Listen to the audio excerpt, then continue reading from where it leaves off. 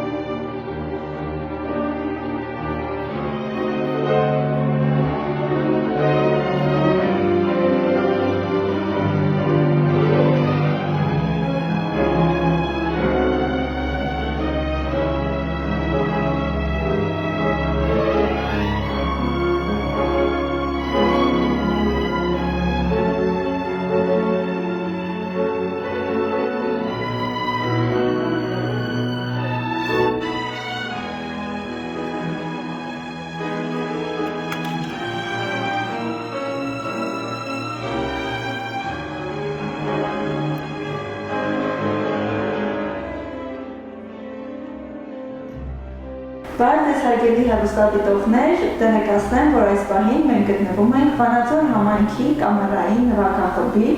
Տիկին Հարությունյանի մոտ։ Բարև ձեզ Տիկին Հարությունյան։ Բարև ձեզ։ Ինչպե՞ս եք։ Լավ, շնորհակալություն եւ շնորհակալություն եմ հայտնում հրավերի համար նաեւ։ Տիկին Հարությունյան, ուզում եմ նաեւ ձեզ եւ մեր հեռուստադիտողներին տեղեկացնեմ, որ մեր հաղորդման ամենամեծ աջակիցն է Վանաձոր համայնքի կրթության, մշակույթի եւ туриզմի բաժնի պետ Տիկին Մադոյանը։ Իր նախաձեռնությամբ ինքը ցանկացավ, որ անպայման ձեր գործունեության մասին, ինչպես նաեւ ձեր մարզտեսակի մասին իմանալ մեր հանրությունը, քանի որ մեծ աշխատանք է տարվում եւ այսօր Վանաձոր համայնքում չկա մի գեղեցիկ միջոցառում, որ դուք ձեր դասականը չպարգևեք բոլոր հանդիսականին։ Սկսենք հենց սկզբից, ինչու որոշեցիք դառնալ երաժշտության մի մասնիկ։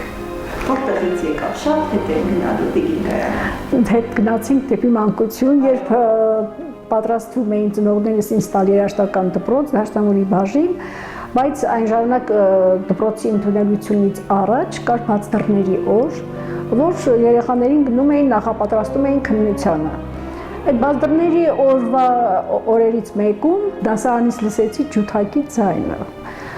Եվ նվագողը շատ փոքր աղջիկ էր եւ ինձ շատ դուր եկավ, ասի չէ, ես ուզում եմ գնալ ջութակի։ Այդտեղից, այո, եւ այդտեղից բացի դրանից բայց քույրս էր գնում ջութակի, ջութակահար է նայել, այդպես սերը երաժշտության հանդեպ գալիս է ծնողներից, որի համար շնորհակալ եմ ծնողներիս։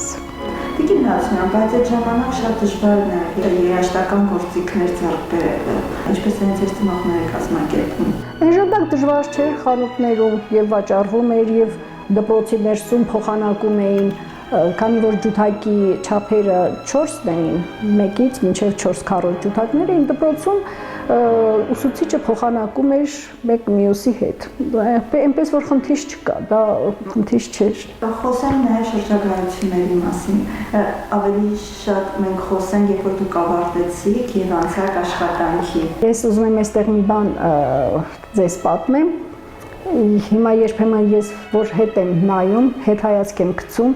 եղավ մի պահ, երբ երաժշտական ուսումնարանը արդեն ավարտում էի եւ իմ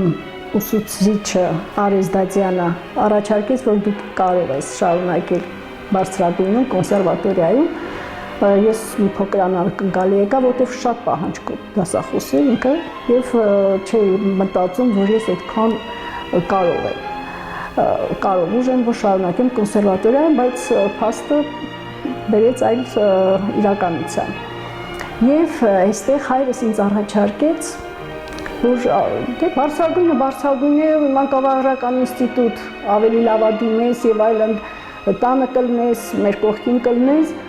եւ ես միշտ մանկուց մտածում էի, ոչ թե մտածում էի, այլ իմ համար օրենք էր, որ ծնողներիս ասածը դա ամենաիդեալական տարբերակն է, որ այդպես էլ եղել է, բայց այս հարցում ես չհամաձայնվեցի հորս հետ, այո, ասի, ոչ, ես սիրում եմ այս գործիքը, սիրում եմ այս մասնագիտությունը եւ անպայման նամանավանդ որ դասախոսս ասա դու կարող ես, ես արդեն ավելի ոգևորվեցի։ Եվ ընդունվեցի Երևանի Կոմիտասի անվան կոնսերվատորիան պրոֆեսոր Էդուարդ Դայանի մոտ, որի համար էլ շատ շնորհակալ եմ իմ դասախոսից։ Ինչը գերեց, ինչը դուր եկավ այդ գործիքի ու ամեն տարի ինչ նվաճումներ ունեցաք այդ ցուցակով։ Սերը երաժշտության հանդեպ եւ դու դառնում ես այն մասնիկը, որը արտաբերում է կոմպոզիտորի ստեղծագործությունը քո միջոցով։ Դու մասնակից ես դառնում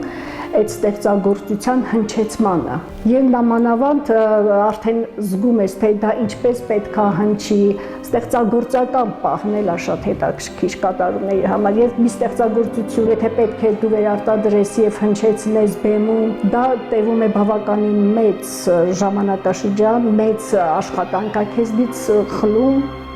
որպեսզի հասնես դու քո ուզած աստիճանին, պրոֆեսիոնալ մակարդակին։ Հետաքրքիր է, երբ դու մասնակից ես դառնում կոմպոզիտորի ստեղծած ստեղծագործությունը վերարտադրելու, հանձնելու ժողովրդին։ Իսկ այդ լարերը ինչպես է զգում այդ կոմպոզիտորի աշխատանք, որ վերարտադրում եք մեզ համար, ինչ ապրումներով եք այդ ամեն ինչ զգում, պետք է զգար չէ եւ գործիքը եւ երաժշտությունը, որ կարողանաք այդ նրբությունը տակ նաեւ հանդիսատես։ Դա բովանդակություն է երաժշտությունը։ Բովանդակություն է, կերպար է, իրավիճակի արտահայտություն է։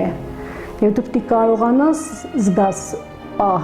ստեղծագործության կորիզը, պետք է հասկանաս ինչ է ուզել կոմպոզիտորը եւ ինչպես է դու այն վերարտադրում։ Եվ ասեմ, որ յուրաքանչյուր ստեղծագործություն տարբեր կատարողներ տարբեր ձևով են մեկնաբանում, այսինքն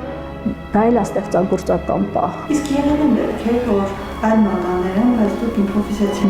Ոչ, այդպիսի բան չկա, եթե ստեղծագործողը ստեղծագործել է դա, ուրեմն դու պարտավոր ես ուրիշ բան է, որ ջազային ստեղծագործության մեջ կա այդ ձեր ասած իմպրովիզացիան։ Թեման կա, հետո կատարողը սկսում է դա իմպրովիզացիա անել։ Բայց դասական արվեստի մեջ չկա իմպրովիզացիան։ Կա մոտեցումը երաժշտի, իսկ նվագախմբի մեջ էլ արդեն դա դիրիժորի մոտեցումն է, թե ինքը ինչպես է մեկնաբանում դիրիժորն է կապում ստեղծագործությունը եւ նվագախմբին։ Դուք կայացած մարդիկ նաեւ ձեր խումբն է, շատ կայացած պրոֆեսիոնալների խումբ է։ Դժվար չի երաժիշտը տնօրեն։ Շատ կարևոր է, որ երաժշտական խմբի ղեկավարը, այս դեպքում տնօրենը նաեւ նվագում է։ Նվագելով նվագախմբի մեջ դու արդեն գիտես ինչ է պահանջվում նվագախմբից, դու ինչ պետք է անես եւ դրվում ես մի բարձրություն, որ ձգտում ես հասնել արդեն այդ բարձրության դու գիտենալով մեջը մտած որպես երաժիշտ, գիտես ինչ է պետք, որ երաժշտությունը, որ կատարում է ավելի բարձր մակարդակի լինի։ Տիկին Հարությունյանը շատ է լինում, որ թատրոնի դերասանները կարողանում են դեմը պահել, հանդիսատեսին պահել, բայց դասական երաժշտության ժամանակ ինչպես է դա ձեզ հաջողվում։ Այստեղ ոչ միայն իմ աշխատանքով է դարվում, այլ նաև դիրիժորի։ Այսինքն դու պետք է որակով երաժշտություն մատուցես։ Որակով։ Հանդիսատեսը կարող է չլինի պրոֆեսիոնալ երաժիշտ, բայց հանդիսատեսը զգում է երաժշտության հոգին, հա, զգում է։ Ու դու եթե պետք է նվաճես դահլիճին, դու պետք է մատուցես որակյալ կատարում։ Բայց դասական երաժշտության հանդիսատեսը լսողը կարծես պետք է իրոք դասական լինի, իսկ եթե ձեր ասած դեպքում չեն լինում դասական մտածելակերպի։ Այ ես հիմա ուզում եմ ձեր հարցի պատասխանը մի քիչ հետ գնամ, որպեսզի հանդիսատեսը սիրի դասականը, դա պետք է սերմանել հանդիսատեսի մեջ փոքր հասակից։ Եվ հիմա մենք ծրագիր ենք անում դպրոցականների համար, բաժանորդային ծրագիրն է, որտեղ բերում ենք դահլիճ դպրոցահասակ երեխաներին։ Եվ մենք հիմա իրականացրել ենք 4 համեր եւ շատ զարմանալիորեն 4-րդ համերգում մեր արդեն դահլիճը լեփլեց ուներ, այսինքն մեկին դպրոցներից արդեն տարածվեց, որ այսպիսի համեր կա, որ մենք շատ տպավորված ենք, շատ կարևոր է երեխային դաստիարակել լսելու դասական երաժշտությունը հենց փոքր հասակից։ Շփվելով առնչվելով մանկապարտեզների հետ, մանկապարտեզում դա տալիս են, այդ դասականը տալիս են, բայց չգիտես ինչու դպրոցում արդեն մարում է։ Այստեղ նաև ընտանիքի խնդիրն է։ Երեխան դաստիարակում է նաև ընտանիքում։ Եթե ընտանիքում լսում են այս երաժշտությունը, երեխան բնականաբար ականջ արդեն սովորում է այդ երաժշտությանը։ Դրա համար եմ ասում, դպրոցներում առաջինից մինչև 12-րդ դասարան այս աբոնեմենտային ծրագրի շրջանակում շատ կարևոր է, որ երեխաներին բերել համերգային դահլիճ։ Բայց չգիտես ինչու մենք նաև ունենք այդ աբոնետային քարտերի հետ նաև այսպիսի մի խնդիր կարելի ասել, որ հենց աբոնետային լինում է, չգիտես ինչու դասղեկները մտածում են Երևանի ուղղությամբ, բայց չեն մտածում, որ մեր երեխաները հենց պետք է մեր մշակույթի, մեր քաղաքի մշակութային մարդկանց տեսնեն ու հենց դեմքով ճանաչեն, թեկուզ որ փողոցում բարև են, հասկանան, որ իրենց համերգին մասնակցել են։ Գիտեք ինչ, վատ չի, որ գնան Երևան լսեն, բայց մեր քաղաքում էլ կան խմբեր, որոնց պետք է լսեն։ Իմ խնդրանքով նախարարությանը առաջարկեցի, որ աբոնեմենտային համերգներին թույլ տան, որպեսզի կամերային նվագախումբներ մասնակցի, որը շատ անհրաժեշտ է, եւ մենք այդ ինչպես նկատեցինք, մեր փորձերը մի ժամանակ տեղի էր ունենում պատկերասրահում։ Աբոնեմենտային նորից այդ ժամանակաշրջանում, երբ կար աբոնեմենտային այցելությունները,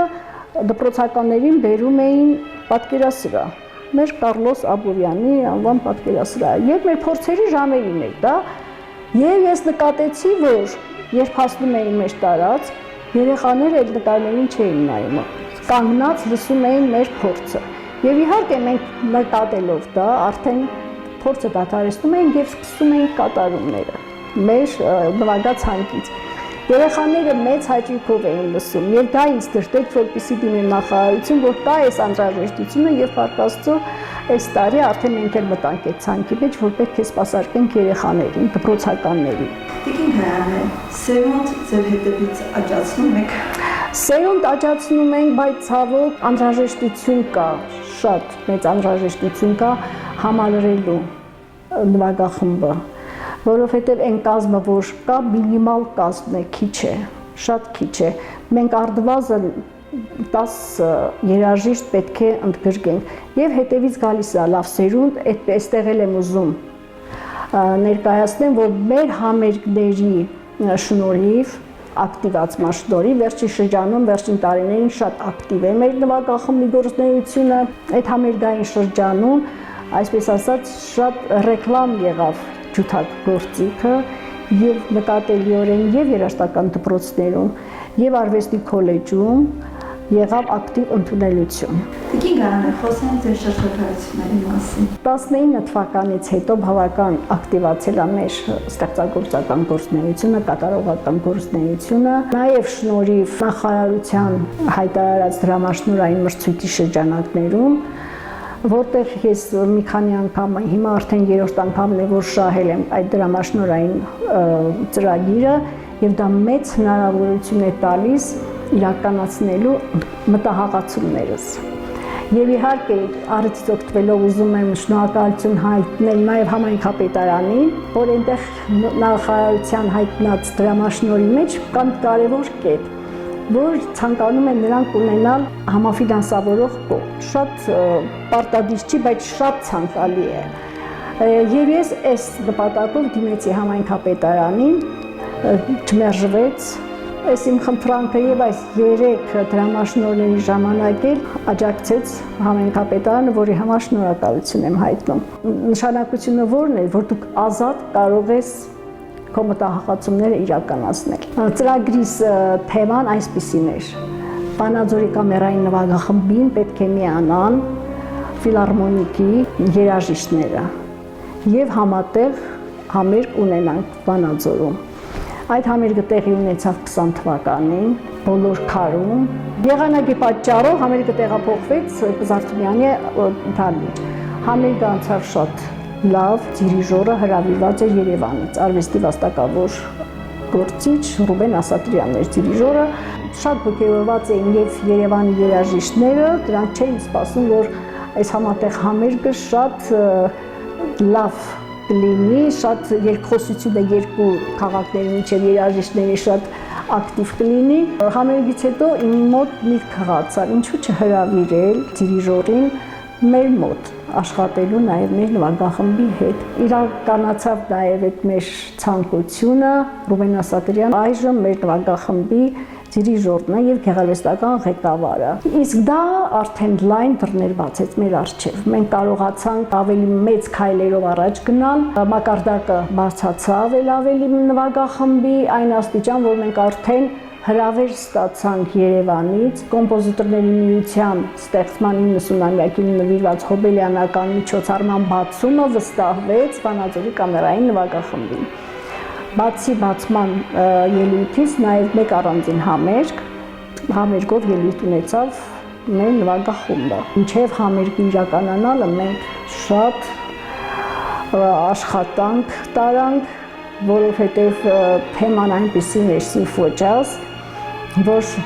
մեծ ջանքեր եւ մեծ աշխատասիրություն պահանջվեց մեր երաժիշտներից, որպեսզի կարողանանք հաղթահարել եւ ունենանք լավ ելույթ, որտեղ մասնակցում էր նաեւ Լավելի խմբից Մհեր Մանուկյանը։ Այնպիսի տպավորություն, որ մենք անընդհատ հիշում ենք այդ համերգը եւ ցանկություն ունենք նորից կրկնելու։ Տիկին Հացյան, ովքեր են ձեր երաժիշտները, կամերային նվագախմբի երաժիշտները։ Նվագախմբի անդամներն են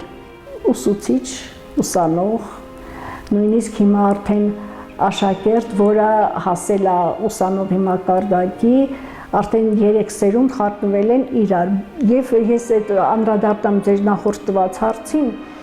որ շատ անհրաժեշտ է նվագախմբին ավելանալու իր քանակով։ Ես հուսով եմ, որ այս տարի կամ առնվազն հաջորդ տարի համայնքապետարանի կողմից մենք կունենանք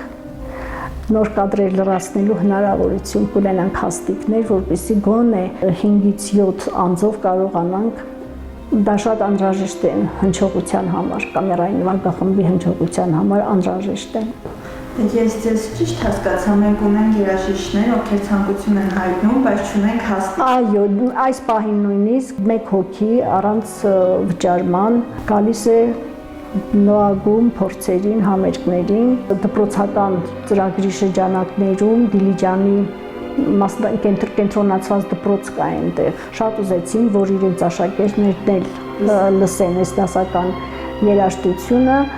հրավիրեցին, մենք չմերժեցինք։ Ընդգրկել ենք շատ հետաքրքիր ծրագիր եւ դասական հանրամատչելի, որ երեխաների ականջին հեշտ ընկալելի լինի,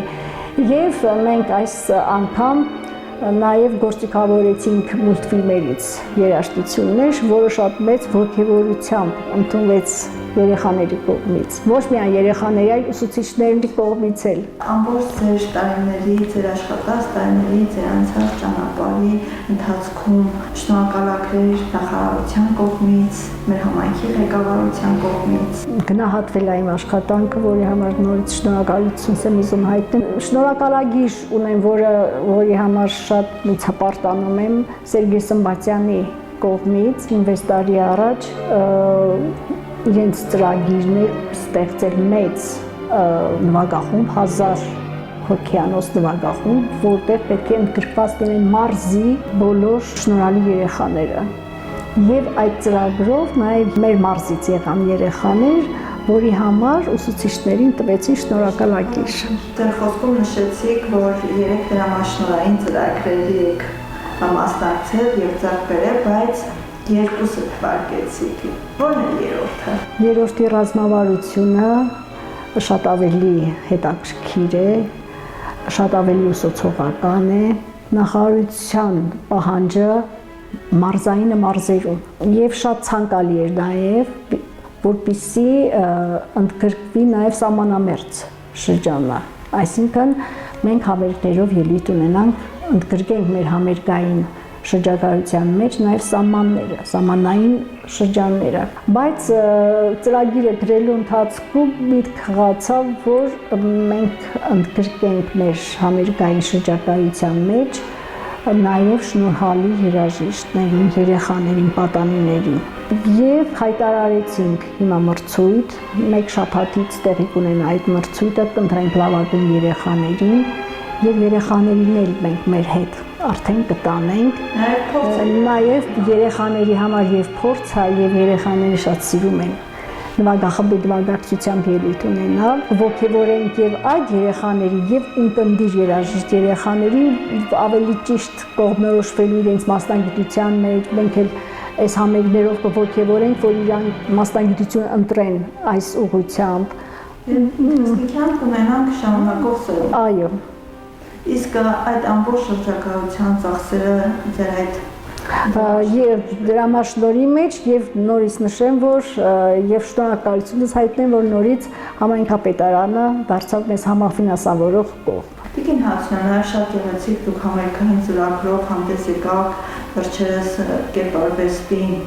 50-ամյակին։ Ես ուզում եմ հատկապես նշել, որ երաժշտությունը միշտ ոգևորել է նկարիչներին։ Նրանք իրենց ստեղծագործական պահին,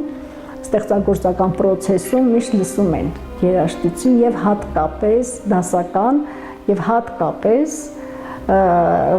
Մոցարտ։ Այդ նկարչական կտավի վրայի գույների այդ խաղերը, չգիտեմ, երևի կապ կա իրենց համար երաժշտություն եւ գույներ։ Այդ դուք ասացիք, ձեր ամուսինը նկարիչ է եղել։ Համերգային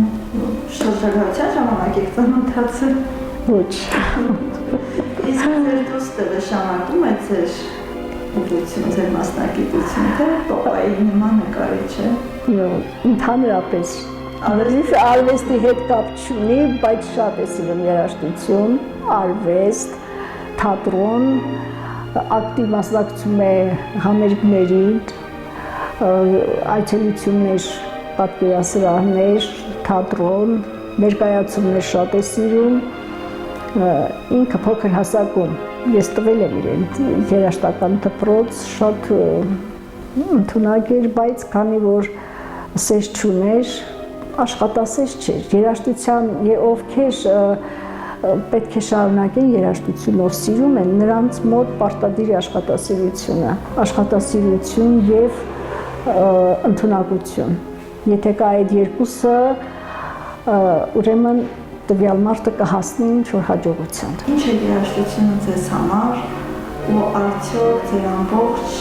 այս տարիների ընթացքում ամենաերջանիկ պահը է եղել։ Երաժշտությունը իմ կյանքում դա իմ ապրելակերպի մեջ է, ապրելակերպ։ Ես հիմա մեկ-մեկ խոստովանեմ, այն պահը, որ հայրս առաջարկեց գնալ մանկավարժական ինստիտուտ եւ ես վճռականորեն ասեցի ոչ, ես մի պահ պատկերացնում եմ, մտորացնում եմ, եթե ես համաձայնված լինեի, ինչքան շատ բան կորցրած կլինեի։ Մարդը ապրելով երաժշտության մեջ մեծ բավականություն, դա բաներ են, որ կան բաներ, որ չես կարող խոսքերով բացատրել։ Այսպեսի մի կարծիք կա, ու ես համաձայն եմ, որ արվեստագետ մարդիկ, դա կեղնեն երաժիշտներ, նկարիչներ շատ տարբերվում են։ Իրենց խաղափարով, իրենց քայլվածքով շատ եք տարբերվում։ Ո՞նց եք։ Երևի չեմ կարող ասել, երևի գիտեք մարդու մեջ ընդհանուր ճաշակած ձևավորվում։ Շատ ավելի հանգիստ եք։ Լինում է դեպքեր, որ ջղայնանում եք։ Իսկ ջղայնացած ժամանակ նվագում եք։ Փուզված ժամանակ եմ տանը նվագում։ Տիկին Հացյան, վերջի ժամանակաշրջանում, ինչպես ես խոսքի սկզբում ասեցի, այնպիսի միջոցառում չկա, որ ձեր երաժշտության ներքո չլինի։ Դա կեղնի ցուցահանդես, դա կեղնի հոգեբանական, ինչ կասեք դրա մասին։ Երաժշտությունը գույն է տալիս ցանկացած միջոցառում, դա լինի ցուցահանդեսի բացում, դա լինի ինչ-որ մի շնորհանդես, օրինակ երեք մենք հրավիրվեցինք Սևակ Սարգսյանի կողմից թատրոնի օրներ։ Մեզ հրավիրեցին նվագելու եւ այնտեղ առանց երաժշտության չկա համուհոտ որևէ միջոցառման։ մի բառով, մի խոսքում, բառով կարող եմ այդպես նշել։ Հարգելի հեռուստադիտողներ, տեղեկացնեմ, որ իմ զրուցակիցն է Վանաձոր համայնքի կամերային նվագախմբի տնօրեն Գայանե Հարությունյանը։ Տիկին Հարությունյան, շնորհակալություն, ձեզ մեծ բեմեր, մեծ ճանապարհորդություն մեր հայրենիքում եւ հուսով եմ մի օր կհանդիպենք համերգային դահլիճում եւ եւս մեկ անգամ ես կընտրեմ ձեր գրագետ երաժշտությունը։ Ես էլ եմ շնորհակալ հրավերի համար։ Մնացեք բարյավ։